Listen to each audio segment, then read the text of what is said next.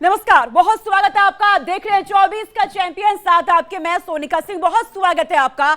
24 के चैंपियन की शुरुआत करेंगे। आज बात करेंगे उत्तर प्रदेश की सबसे हाई प्रोफाइल सीट के, लेकिन उससे पहले 24 के चैंपियन में इलेक्शन से जुड़ी बड़ी खबर सामने आ रही है। वो सबसे पहले आपको हम बता दें, क्योंकि देश में इस वक्त माहौल बहुत ज्यादा गर्म हुआ पड़ा है। हाई प्रोफाइल सीट रायबरेली को लेकर के वहां जहां सस्पेंस बना हुआ था कि क्या यहां पर होने वाला है, किसे मैदान में उतारा जाएगा गांधी परिवार की ओर से, वहां का सस्पेंस खत्म हो गया है। पहले प्रियंका गांधी का नाम सामने आ रहा था, लेकिन अब यहां पर राहुल गांधी को सीट से उतार दिया गया है। तो देश में एक तरफ जहां मौसम का पारा चढ़ा रहा है, तो वहीं चुनावी सरगर्मियां बहुत तेज हो गई है। जैसे जैसे मतदान की तारीखें नजदीक आ रही है, राजनीतिक हलचल यहां तेज होती जा रही है। आज राहुल गांधी ने रायबरेली से नामांकन भरा, जिसके बाद चुनाव में नई गर्मी आ गई है। प्रधानमंत्री से लेकर गृह मंत्री ने ताबड़तोड़ कांग्रेस और राहुल गांधी पर हमला शुरू कर दिया है। यह राजनीतिक हमला लाजमी भी है, क्योंकि उत्तर प्रदेश के 2 हॉट सीटों को लेकर कांग्रेस ने आज सुबह तक सस्पेंस अपना बरकरार रखा था। आज सुबह कांग्रेस ने एक तरफ जहां रायबरेली से राहुल को मैदान में उतारा, तो वहीं अमेठी से केएल शर्मा को स्मृति ईरानी के विरोध में खड़ा कर दिया गया है। आखिर कांग्रेस ने ऐसा क्यों किया, आज हम आपको इसकी पूरी वजह बताएंगे, पूरी डिटेल हम आपको इसमें बताने वाले हैं। अमेठी से भले ही गांधी परिवार का कोई सदस्य चुनावी मैदान में नहीं है, लेकिन प्रियंका गांधी ने आज यहां रोड शो किया और कहा कि वो यहां की राजनीति में कांग्रेस को वापस लाएंगी।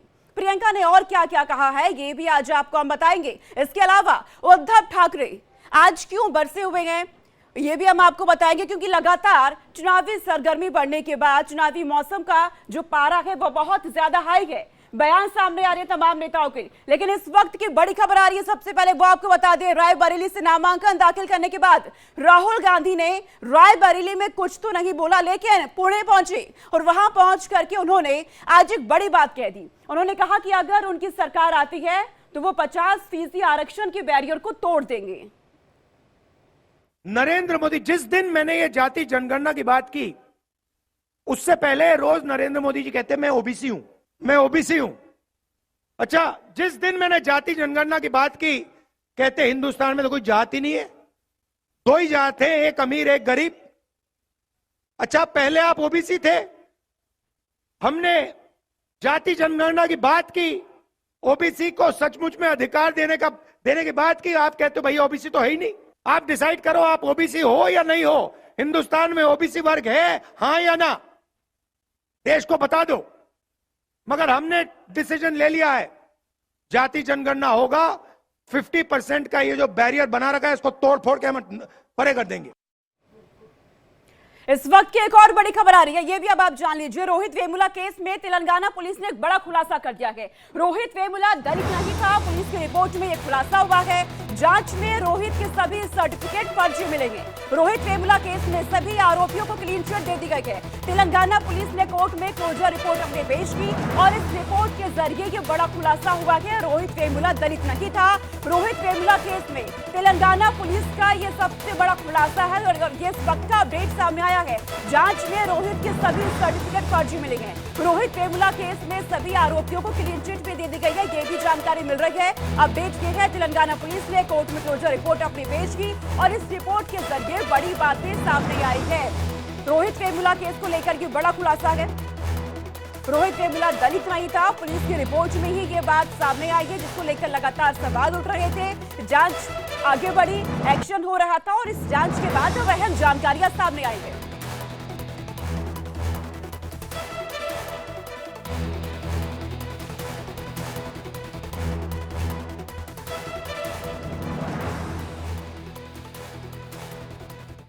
और वापस लौटते हैं 24 के चैंपियन में। आज हम बात कर रहे थे रायबरेली सीट को लेकर, जहां से राहुल गांधी ने अपना नामांकन दाखिल कर दिया। ये 4 तस्वीरें आप देख रहे हैं, सबसे अहम तस्वीरें आज की। राहुल और रायबरेली का जो कनेक्शन है वो अब सामने दिखने को लगा है, क्योंकि रायबरेली से राहुल गांधी ने नामांकन अपना दाखिल कर दिया है, जहां से सोनिया गांधी मैदान में उतरा करती थी। उद्धव की नकली सेना सामने आ चुकी है, ये खबर भी आज हम आपको बताने वाले हैं। अमेठी में प्रियंका गांधी नजर आई है, रोड शो उन्होंने किया, अमेठी पहुंच करके लोगों से मुलाकात की है। तो वहीं आज अरविंद केजरीवाल बेहद खुश नजर आए हैं, लेकिन क्या है इसकी वजह, आज ये भी आज हमको बताने वाले हैं। ये 4 खबरें जिन पर पूरे देश की नजरें हैं।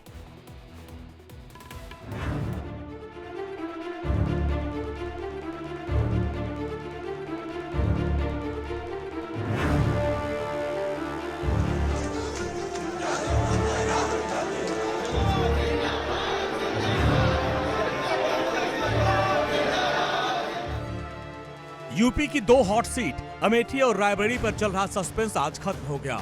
रायबरेली से राहुल गांधी मैदान में उतरे तो अमेठी से KL शर्मा को कांग्रेस ने अपना उम्मीदवार बनाया है। आज राहुल गांधी जब रायबरेली से नामांकन करने पहुंचे तो उनके साथ सोनिया गांधी, प्रियंका गांधी वाड्रा, रॉबर्ट वाड्रा, कांग्रेस के अध्यक्ष मल्लिकार्जुन खड़गे समेत कांग्रेस के तमाम दिग्गज नेता मौजूद रहे। राहुल का रायबरेली से नामांकन भरने के बाद अब यह तय हो गया कि गांधी परिवार अपने गढ़ से नाता नहीं तोड़ना चाहती, लेकिन बीजेपी अब इस पर हमलावर हो गई है। अमेठी से बीजेपी उम्मीदवार और मौजूदा सांसद स्मृति ईरानी ने KL शर्मा को कांग्रेस का बलि का बकरा बता दिया और साथ ही उन्होंने ये भी कहा कि कांग्रेस ने अमेठी से अपनी हार मान ली है। मेहमानों का स्वागत है।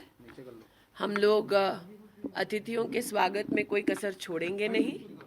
इतना ही कह दूं कि अमेठी से गांधी परिवार का ना लड़ना इस बात का संकेत है कि कांग्रेस पार्टी चुनाव में एक वोट पड़ने से पहले ही अमेठी से अपना हार स्वीकार कर चुकी है, क्योंकि अगर उन्हें लगता कि यहाँ जीत की कोई भी गुंजाइश है तो वो यहाँ से लड़ते, अपने प्रॉक्सी को ना लड़ते। राहुल जब रायबरेली से नामांकन कर रहे थे तो वहां पर बड़ी संख्या में कार्यकर्ता मौजूद थे। कल रात से ही कार्यकर्ताओं ने राहुल के पोस्टर लगाने शुरू कर दिए थे और माना जा रहा था कि राहुल रायबरेली में रोड शो कर सकते हैं, लेकिन उन्होंने कोई रोड शो नहीं किया। उत्साह में कहीं कोई कमी नहीं है। अब तो ना उत्साह में कमी है ना रिजल्ट में कमी रहेगी। देखिए ये तो रिजल्ट, ये तो आपको 4 जून को रिजल्ट बताएगा कि कौन डर गया है और कौन नहीं डरा है। वो अमेठी की जनता बताएगी कि कौन डर गया है। राहुल गांधी एयरपोर्ट से सीधे रायबरेली कांग्रेस कार्यालय पहुंचे, जबकि प्रियंका गांधी वाड्रा और राजस्थान के पूर्व CM अशोक गहलोत अमेठी गए और वहां इन्होंने किशोरी लाल के साथ रोड शो किया। प्रियंका ने कार्यकर्ताओं में उत्साह भरने की पूरी कोशिश भी की। 40 सालों के लिए आपकी सेवा की है, मैंने खुद आंखों से देखा। मैं खुद यहाँ पे आपके साथ मैंने खुद काम किया और इस चुनाव में भी मैं इनके साथ कंधे से कंधा लगाकर चुनाव लड़वाएंगे और आपसे ये उम्मीद रखती हूँ, मैं आपसे ये उम्मीद रखती हूँ कि आप भी हमारे साथ कंधे से कंधा लगाकर इस चुनाव को लड़वाएंगे और किशोरी जी को जिताएंगे। खड़गे जी का, सोनिया जी का, राहुल जी का, प्रियंका जी का हृदय से धन्यवाद देता हूँ कि उन्होंने मेरे जैसे छोटे कार्यकर्ता को इतनी बड़ी जो उनकी पारिवारिक सीट है उसकी जिम्मेवारी मेरे को दिया है। मैं पूरी कोशिश करूँगा कि यहाँ मेहनत करूँ। रायबरेली कांग्रेस का गढ़ रहा है। मोदी लहर में रायबरेली सीट कांग्रेस ही जीती थी और इस सीट से सोनिया गांधी ने 2019 में चुनाव जीता था। इस बार उन्होंने स्वास्थ्य का हवाला देकर यहां से चुनाव लड़ने से मना कर दिया। कयास से भी लगाए जा रहे थे कि रायबरेली से प्रियंका गांधी वाड्रा को चुनाव लड़वाया जा सकता है, लेकिन काफी रस्साकशी के बाद ये तय हुआ कि इस सीट से राहुल गांधी ही चुनाव लड़ेंगे। Bureau report, India daily live. तो आपने ये रिपोर्ट हमारी देखी, जिस सीट पर, रायबरेली सीट पर पहले प्रियंका गांधी का नाम सामने आ रहा था। सस्पेंस खत्म होते होते राहुल गांधी का नाम सामने आ गया, लेकिन इन सब के बीच सवाल ये उठता है कि आखिर राहुल अमेठी छोड़कर रायबरेली से चुनाव क्यों लड़ रहे हैं, और अगर वायनाड भी जीते तो किस सीट को वो छोड़ेंगे। ये जानने के लिए देखिए हमारी ये स्पेशल रिपोर्ट।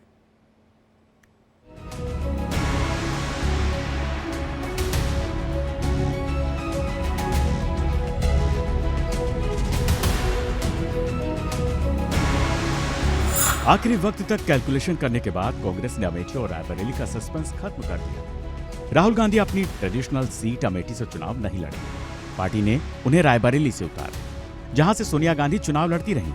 2019 में अमेठी सीट पर स्मृति ईरानी ने राहुल गांधी को करीब 55,000 वोटों से हराया था, जबकि रायबरेली सीट पर सोनिया गांधी करीब 1,70,000 वोटों से जीती थी। लेकिन सवाल ये उठता है कि आखिर राहुल ने रायबरेली ही क्यों चुना। अमेठी में राहुल गांधी के सामने ऐसी क्या चुनौतियां थीं जिनकी वजह से उन्हें यह फैसला करना पड़ा। इसको जरा सिलसिलेवार तरीके से समझते हैं। दरअसल राहुल के सामने 4 बड़ी चुनौतियां थीं। उत्तर प्रदेश के पिछले 4 विधानसभा चुनावों में देखा जाए तो अमेठी सीट की विधानसभा सीटों के औसतन वोट शेयर में कांग्रेस का हिस्सा कम हुआ है। 2007 के चुनाव में कांग्रेस ने 34.2% वोट शेयर हासिल किए थे। वो 2022 तक के चुनाव लगातार घटा और 14.2 पर सिमट गया। 2017 के विधानसभा चुनाव में अमेठी की 5 में से 4 विधानसभा सीटों पर बीजेपी ने जीत दर्ज की और 1 सीट सपा को मिली।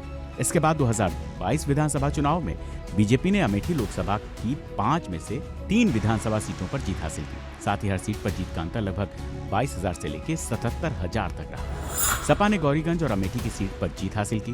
कांग्रेस यहां से कोई विधानसभा सीट नहीं जीत सकी। 4 विधानसभा में तीसरे नंबर पर और जगदीशपुर सीट पर दूसरे नंबर पर रही।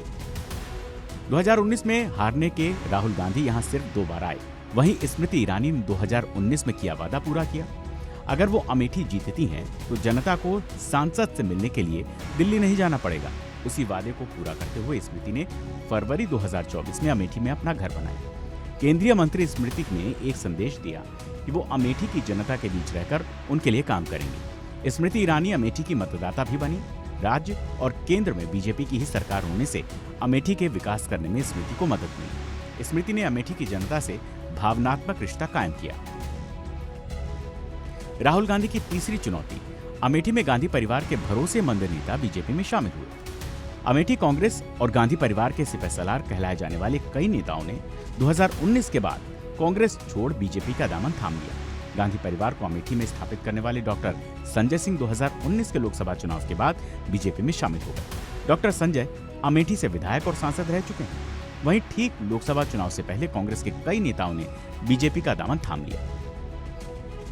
राहुल की चौथी चुनौती, सवर्ण वोट कांग्रेस की बड़ी चुनौती। चुनाव आयोग के 2019 के आंकड़े के मुताबिक अमेठी लोकसभा में 17,16,000 कुल वोटर थे। जातीय नजर से देखें तो इनमें से ज्यादातर संख्या अनुसूचित जाति वोटर्स की है। इस सीट पर तकरीबन 26% दलित वोटर्स हैं। वहीं सवर्ण वोटर्स में ब्राह्मण 18%, क्षत्रिय 11%। यानी सवर्ण, ब्राह्मण और क्षत्रिय वोटर्स परंपरागत तौर पर बीजेपी का वोट बैंक माना जाता रहा है। वहीं बीजेपी को दलित वोट का भी साथ मिल सकता है। ऐसे में अमेठी अच्छा खासा जातीय वोट बीजेपी की ओर जा सकता है। जातीय समीकरण को साधना राहुल गांधी के लिए बड़ी चुनौती है। सवाल यह भी उठ रहा है कि अगर राहुल गांधी 2024 में अमेठी से लड़ते हैं और हार जाते तो क्या होता। राहुल गांधी कांग्रेस के सबसे बड़े नेता हैं, जबकि स्मृति ईरानी बीजेपी के टॉप 20 लीडर्स में भी शामिल नहीं है। राहुल का अपने ही गढ़ में स्मृति से एक बार फिर से चुनाव हारना उनकी छवि पर बड़ा झटका साबित होगा। कांग्रेस का बचा कुचा ब्रांड और उसके रिवाइवल की कोशिशों पर बड़ा असर पड़ता। तो राहुल गांधी के नामांकन के बाद से ये सवाल उठ रहे हैं कि क्या वो उत्तर प्रदेश में इस विरासत को अपनी बचा पाएंगे। राहुल गांधी के रायबरेली से नामांकन करने के बाद बीजेपी अब गांधी परिवार पर हमलावर हो गई है। गृह मंत्री अमित शाह से लेकर प्रधानमंत्री नरेंद्र मोदी ने दावा किया है कि कांग्रेस के हालात पहले से ज्यादा खराब हो जाएंगे।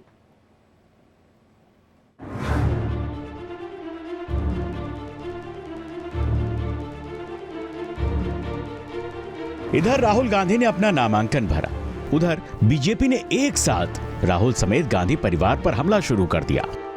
गृह मंत्री अमित शाह ने सोनिया गांधी से पूछा कि वो कितनी बार राहुल को लॉन्च करेंगी और ये लॉन्च कब सफल होगा। राहुल बाबा, इस सोनिया जी ने, मोदी जी ने तो एक ही बार ट्राई किया और चंद्रयान लॉन्च हो गया। ये राहुल बाबा नाम के यान को सोनिया जी 20 बार लॉन्च कर चुकी है, मगर लॉन्चिंग इनकी सफल नहीं हुई है।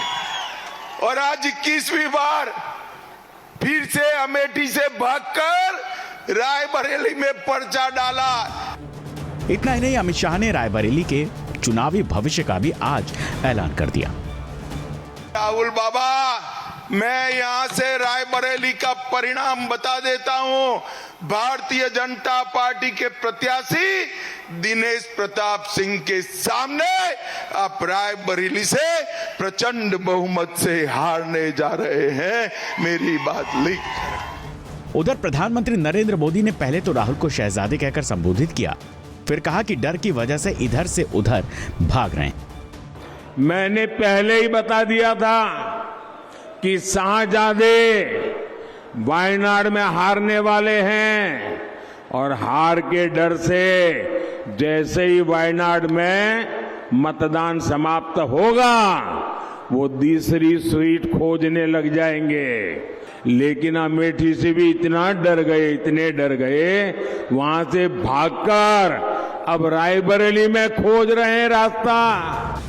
स्मृति ईरानी ने भी राहुल पर हमला बोला और कहा कि उन्होंने वायनाड के लोगों को धोखा दिया। और जनता भी ये जानती है रायबरेली की कि जिन्हें अमेठी ने अस्वीकार कर दिया, जो अमेठी छोड़कर वायनाड चले गए, वो रायबरेली के पूर्णता कभी नहीं हो पाएंगे। प्रश्न ये उठता है कि उन्होंने वायनाड में कहा कि वायनाड ही उनका परिवार है, तो आज रायबरेली में क्या कहेंगे?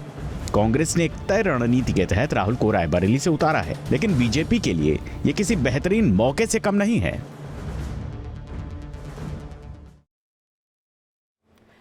तो उत्तर प्रदेश में अब सियासी समीकरण किस तरह से बैठ रहा है, ये भी समझना जरूरी हो जाता है। हमारे साथ हमारे पॉलिटिकल एडिटर ब्रह्म प्रकाश दुबे जी जुड़ चुके हैं, उनसे समझने की कोशिश करेंगे। ब्रह्म प्रकाश जी, क्योंकि उत्तर प्रदेश में रायबरेली सीट एक आखिरी किला, ये अब कांग्रेस का बचा हुआ है, इस पर राहुल गांधी को मैदान में उतार दिया गया। क्या आपको लग रहा है, जहां कई दिनों से मंथन चल रहा था, जो विचार विमर्श चल रहा था, उसके पीछे कांग्रेस ने आखिरकार क्या सोचा होगा? पहले प्रियंका गांधी का नाम सामने आ रखा था, क्या पीछे की रणनीति हो सकती है और कितनी मुश्किलें राहुल गांधी के सामने होगी? बिल्कुल बिल्कुल, देखिए कांग्रेसी नेता कुछ भी कहें कि एक रणनीति के तहत जो है अंतिम दिन नाम अनाउंस किया गया, लेकिन आप देखिए कि इसके पीछे वजह ये मानी जा रही है कि लास्ट तक कांग्रेस पार्टी ये तय नहीं कर पाई कि दोनों ही गांधी परिवार के दोनों ही सदस्यों को मैदान में उतारना है या फिर एक को।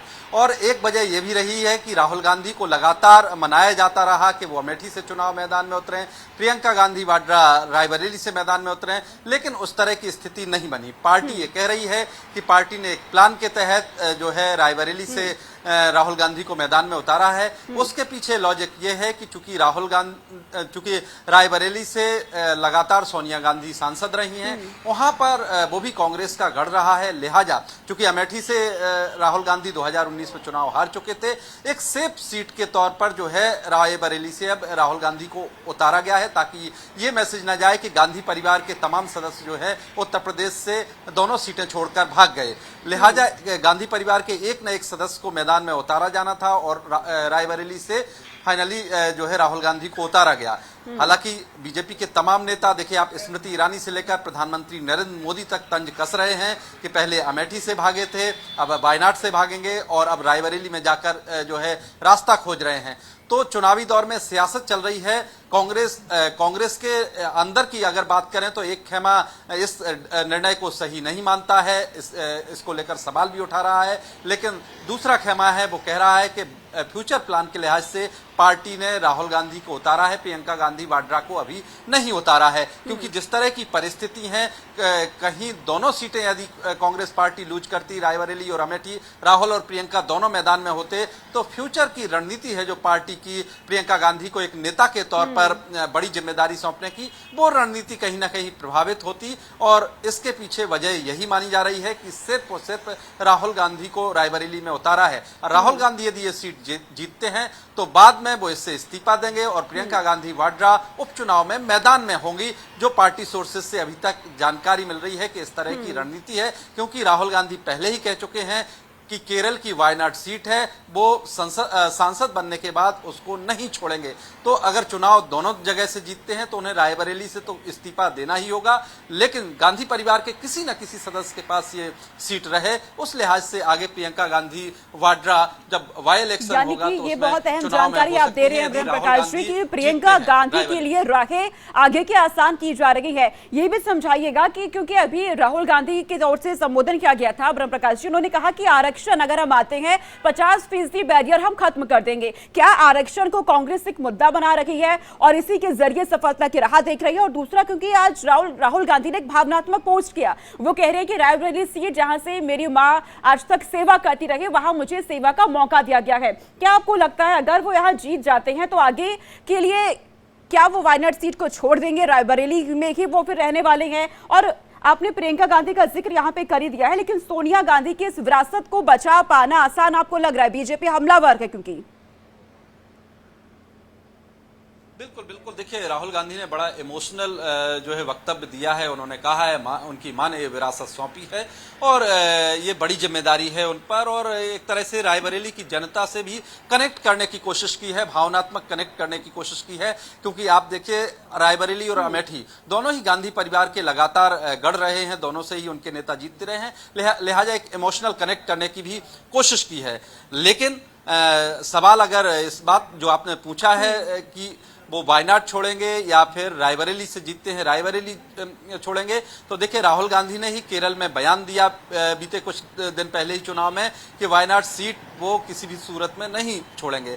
ऐसे में माना जा रहा है कि वो रायबरेली जीतते भी हैं तो फिर इससे उनको इस्तीफा देंगे और फिर आगे प्रियंका गांधी वाड्रा इससे चुनाव लड़ेंगी। लेकिन बड़ी बात यह है कि इस बार बीजेपी न सिर्फ अमेठी बल्कि रायबरेली सीट को भी टारगेट कर रही है और यहां पर राहुल गांधी को बड़ी रणनीति के साथ घेरा जाएगा। दिनेश सिंह देखिए जो पिछले बार चुनावी मैदान में थे, उन्होंने बीजेपी का जो वोट बैंक है वो काफी बढ़ाया था, और इस बार बीजेपी की रणनीति यह है कि अमेठी का जो परिणाम आया था 2019 में, उसी तरह से अब अमेठी का भी परिणाम आए और वहां राहुल गांधी को घेरा जाए। बिल्कुल, यानी कि उत्तर प्रदेश के लिए कांग्रेस पूरी मेहनत करती नजर आ रही है अपने इस किले को बचाने के लिए। बहुत शुक्रिया प्रेम प्रकाश जी तमाम जानकारी हम तक पहुंचाने के लिए और ये समीकरण बताने के लिए। महाराष्ट्र की जहां बीजेपी पहुंची और एक तरह से हमलावर भी यहां कांग्रेस पर वो नजर आई। महाराष्ट्र में आज गृह मंत्री अमित शाह ने उद्धव ठाकरे पर जमकर हमला बोला है। उन्होंने कहा कि उद्धव ठाकरे को सावरकर का नाम लेने में शर्म आती है। उद्धव ठाकरे को लेकर अमित शाह ने और क्या क्या कहा है, इस रिपोर्ट में आप देखिए।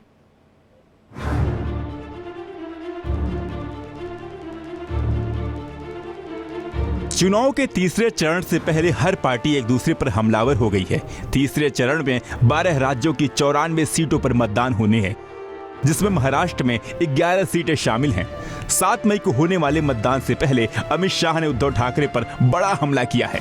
उन्होंने उद्धव की पार्टी को नकली सेना बताते हुए कहा कि उन्हें सावरकर का नाम लेने में शर्म आती है। उद्धव ठाकरे वीर सावरकर जी का नाम अपने भाषण में लेने का हिम्मत कर सकते हैं क्या? बोलिए, कर सकते हैं क्या? अगर सावरकर का नाम लेने से शर्म आती है तो काय की शिवसेना के अध्यक्ष उद्धव जी आप नकली शिवसेना चला रहे हो, असली शिवसेना एकनाथ शिंदे के साथ। इसके बाद अमित शाह ने कहा कि उद्धव ठाकरे उस पार्टी के गोद में जाकर बैठ गए हैं जो धारा 370 का समर्थन करती है।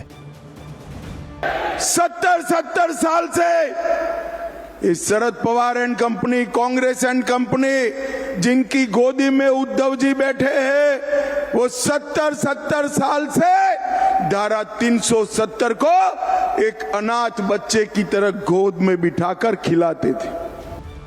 अमित शाह यही नहीं रुके। उन्होंने कहा जो अपनी गद्दी संभालने के लिए कांग्रेस के चरणों में चले गए हैं वो महाराष्ट्र नहीं संभाल सकते हैं। जो अपनी गद्दी संभालने के लिए, गद्दी प्राप्त करने के लिए शरद पवार और राहुल गांधी के शरण में जाए, वो महाराष्ट्र का गौरव नहीं संभाल सकते, महाराष्ट्र का गौरव नहीं संभाल सकते। अमित शाह ने बाला साहेब ठाकरे का नाम लेते हुए कहा कि उनकी विरासत ऐसी ही किसी को नहीं मिलती। उन्होंने साफ साफ कहा कि देश में बीजेपी की सरकार बनती है वो मुस्लिम पर्सनल लॉ को खत्म कर देगी। मोदी जी ने संकल्प पत्र में घोषणा की है कि मोदी जी को तीसरी बार प्रधानमंत्री बना दो, पूरे देश भर में यूसीसी लाने का काम और मुस्लिम पर्सनल लॉ समाप्त करने का काम नरेंद्र मोदी जी। जैसे जैसे मतदान की तारीखें नजदीक आ रही हैं, पार्टियों ने एक दूसरे पर हमले तेज कर दिए हैं। हालांकि इन हमलों के नतीजे क्या होंगे ये तो 4 जून को ही पता चल पाएगा। Bureau report, India daily live.